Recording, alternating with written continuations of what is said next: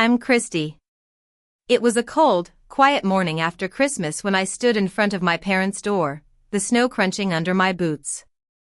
I had a letter in my hand, a letter that would change everything. I took a deep breath and taped it to the door, knowing that this simple act would end 13 years of silence and unspoken pain. Let me take you back to Christmas night. I was working a 16-hour double shift in the ER at St. Mary's Medical Center. The hospital was as busy as ever, with the same bright halogen lights, the same blue nitrile gloves, and the same smell of disinfectant and old coffee. I was attending to a 55-year-old man who had fallen off a ladder while putting up Christmas lights. I was applying pressure to his femoral artery when my phone vibrated for the second time in 6 minutes. Dr. Ryan Thompson, my colleague, didn't even look up from the patient. "That's your daughter. Take it when we're done," he said. I waited, holding the pressure for another 4 minutes until the resident took over and the bleeding slowed. I stepped back, removed my glove, and walked into the hallway. I could feel a small cut on my thumb, but I didn't have time to think about it. I called my daughter, Ava, back from the supply closet. She picked up on the first ring. "Mom, I'm okay," she said, just like she always did before bad news. "Grandma said there's no chair for me at the table. They gave me an apron and told me to help in the kitchen. Can I call a lift? I have the money from babysitting." I could hear her breath coming in short white puffs through the phone, and the sound of the porch wreath knocking against the storm door. Then, I heard my sister, Emily, laughing and saying, "She's not real family anyway, just the help tonight." Ava's quiet voice came through, "Mom, am I really not family?" My heart ached. I had been a single mother for 12 years, and I had always hoped that my parents would accept Ava as part of the family. But it seemed like that would never happen. I told Ava to stay on the line and called our neighbor, Mrs. Jenkins. She lived 3 houses down from my parents on Elm Street. She was a kind-hearted widow in her 70s, and she had always been there for us. She answered the phone without hesitation and agreed to go get Ava. After making sure Ava was safe with Mrs. Jenkins, I went back to work. I asked Dr. Thompson if Nora could cover my shift from 8 to noon the next day so that Ava could be home by 10. He nodded without asking any questions. When I finally got home at 3 o'clock in the morning, Ava was asleep on the couch, still wearing the apron my mother had given her. There were tear streaks on her face, and my heart broke all over again. I made coffee and sat at the kitchen island, then opened my laptop. My parents had installed 2 cameras at their house after a break-in last year. One was a Ring doorbell at the front door, and the other was a Nest cam in the kitchen. I logged into the apps and started scrolling through the footage. I watched as Ava arrived at my parents' house at 5:58 p.m. Carrying a tin of cookies we had baked together. My mother opened the door and gave her a cold air kiss. Then, in the kitchen, my mother handed Ava an apron with a note that said "Kitchen help. Please tie back hair." Ava hesitated for a moment but then put on the apron. Over the next 3 hours, I watched as Ava served drinks, cleared plates, and did whatever my mother and sister asked her to do. At 7:35 p.m. Emily called from the dining room, "Ava, sweetie, can you grab the gravy boat? Honestly, she is so helpful. I don't know why we even pay for a caterer." The cousins laughed, and my father just sat there, saying nothing. At 8:46 p.m. I saw Emily and my mother standing at the kitchen island. Emily was pouring herself a glass of wine when she said, "If Dad keeps that account open 1 more year, I swear to God I'll tell Mark everything. He's bleeding money on a kid who isn't even." My mother put a finger to her lips, but it was too late. I rewound that clip 4 times. I remembered something I had found in my parents' garage 18 months ago. After the break-in, I had taken a personal day to help them catalog what was missing. In the back corner of the garage, behind some old Christmas ornament bins, I found an old red tin. Inside were a black and white photograph of my parents' wedding, a Boy Scout merit badge sash from my father's childhood, and a cream-colored envelope. The envelope had "Robert, please keep this. J" written on the front. I recognized the handwriting immediately. It was from my late husband, Jake. He had bought a fountain pen after his first solo storm restoration job and had used it to write me a birthday card and his will. I opened the envelope. It was a letter Jake had written to my father in 2015, when Ava was 3. He wrote, "Robert, I know what you and Helen think of me. I'm a lineman, and I'll do this job until I can't. But I'm worried about how Ava and Christy will be treated if something happens to me. Please don't let Ava grow up feeling like a stranger in your house. If you can sign your name to this, I'll sleep better at night." Underneath Jake's signature, there was my father's signature, dated September 14, 2015. I sat on the cold concrete floor for a long time, reading the letter over and over again. I made 3 photocopies and put the original back in the tin. Now, on this Christmas night, I took out the photocopy of Jake's letter from Ava's school records folder. I also had the doorbell footage, the Nest Cam clips, an old email from my father about a savings account he had opened for Ava in 2016, and the voicemail my mother had left me 4 days ago, saying, "Christy, dear, we'd like Ava for Christmas dinner. It's important. Bring her by 5 on Christmas Day, and we'll have her ready when you finish your shift. Let me give my granddaughter a proper holiday." I called my family law attorney, Ms. Davis. She listened to everything I had to say without interrupting. When I was done, she said, "You don't need a courtroom for this, Christy. You need a printer, a notary, and an envelope." I started writing the letter at 12:46 a.m. I numbered the receipts that would go with it, a transcript of the doorbell audio, a still frame from the Nest Cam, a photocopy of Jake's letter, a print out of the email, a transcript of the voicemail, and a 1-page summary of the consequences. I wrote the first paragraph like an incident report, stating the facts with timestamps. In the second paragraph, I quoted Jake's letter.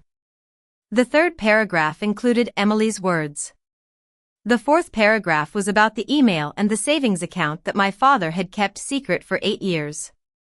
The fifth paragraph outlined the consequences. I would rewrite my healthcare proxy, remove my parents from my medical release form, change Ava's emergency contacts at school and the pediatrician's office, and request that my father transfer the savings account into a UTMA in Ava's name with me as the custodian.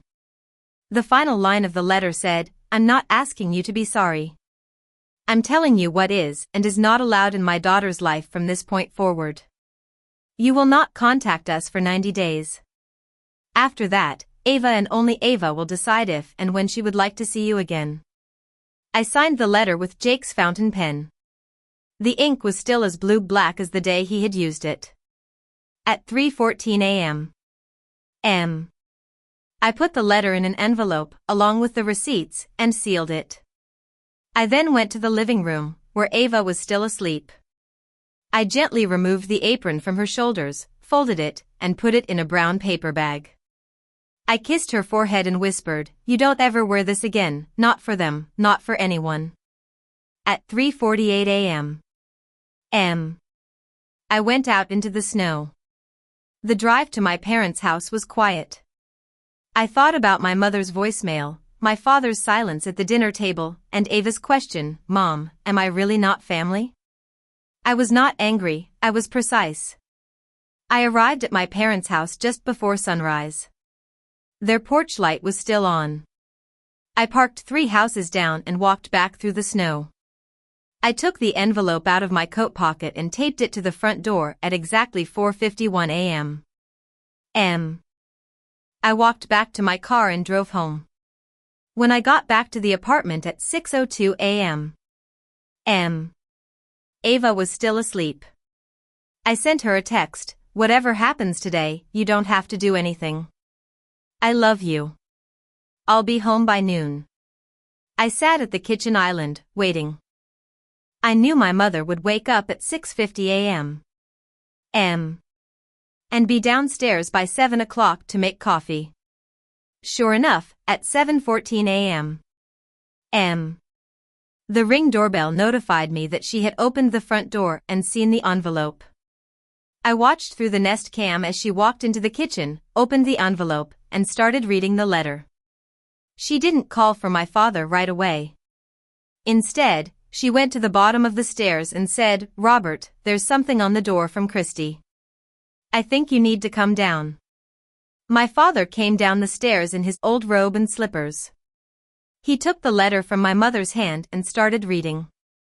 His jaw was set as he read the first paragraph, stating what had happened to Ava on Christmas night. Then he turned to the second paragraph and saw Jake's letter. His hands started to shake. First, it was just a slight tremor in his wrist, then his thumb, and finally, the whole page was shaking. My mother took a step towards him, but he said, "Don't," in a voice I had never heard him use before. He sat down on the bottom step of the staircase and stared at the photograph of his own signature. "He wrote that to me. He said he was 30. He wrote that to me and I forgot," he said. My mother sat down on the bench across the foyer and asked in a small voice, "Robert, what does she want?" My father didn't answer. He continued reading the letter, going through the list of consequences. At 9 a.m. My sister, Emily, arrived with her husband, Mark, and their 2 kids.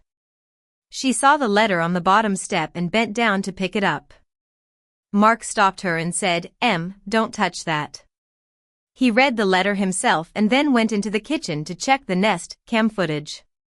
He played Emily's words from 8:46 p.m.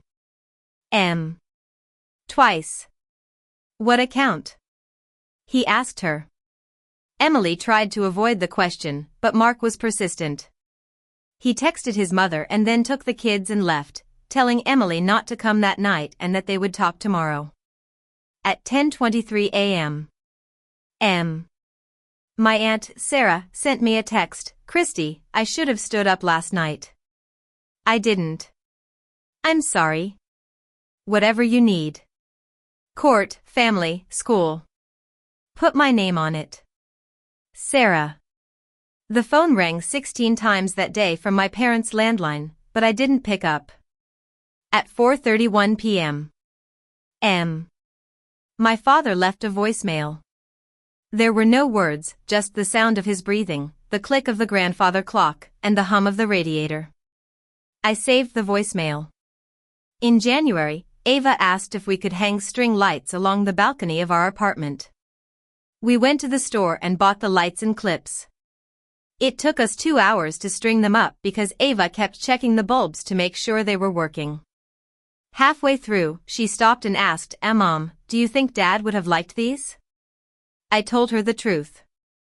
He would have climbed up there and made them do something really cool, but he probably would have fallen off the ladder doing it. She laughed. On the 12th of February, we went to the bank to transfer the savings account into Ava's name. My father didn't come, but his attorney, Mr. Harris, met us. He gave me an envelope from my father. Inside was a note that said, "Spend it on what she chooses. Robert." Ava signed the paperwork, and her signature had a little wobble because it was the first time she had signed a financial document. In the car on the way home, she asked, "Mom, who opened that account?" I told her, "Your grandfather. He started it the year after your father died." She was quiet for a few minutes and then said, "Okay." On the 31st of March, a letter arrived in our mailbox addressed to Ava in my father's handwriting. The 90-day no contact window had ended. Ava didn't open it right away. She kept it on her desk for 2 nights. On the 2nd of April, she came down to the kitchen at night, holding the envelope. "Mom, I opened it. I read one sentence and put it down. I'm not ready to read the rest. Is that okay?" she asked. I told her, "Honey, it's paper. It doesn't expire. You can read it when you're ready, or you don't have to read it at all. Either way is fine." She told me the sentence, "I should have stood up before they sat you down." I'm sorry. I needed 13 years to say so. Your grandfather if you'll have me back. On Easter Sunday, I set the dining table for 5, Ava, me, Dr. Ryan Thompson, Nora, and Mrs. Jenkins. Mrs. Jenkins brought scalloped potatoes, Nora brought a glazed ham, and Ryan brought a bottle of non-alcoholic wine so that Ava could join us. I made my grandmother's bread, and Ava had copied the recipe from my mother's old recipe book. Before we ate, Mrs. Jenkins asked, "In my house, we say grace. What do you say in yours?" I looked at Ava, and she looked back at me. "We say each other's names," I said. "That's our grace." "Ava, you start." She looked around the table and said, "Ryan." "Nora." "Mrs. Jenkins." "Mom." Ryan smiled. Nora put a hand on Mrs. Jenkins's shoulder, and Mrs. Jenkins said, "Ava." Halfway through dinner, Mrs. Jenkins asked Ava, "Where will you be next Christmas, dear?" Ava looked at me and then answered, "Here." I still don't know if my father will ever see Ava again, or if my mother will ever look me in the eye. I don't know if Emily and Mark will stay married, or if my mother will ever apologize. But I know one thing, if you can't say my daughter's name like it belongs to you, you don't get to say it at all. I taped a letter to a door, and I taped Ava's name back onto her own life. That's the whole story, and that's the whole rule.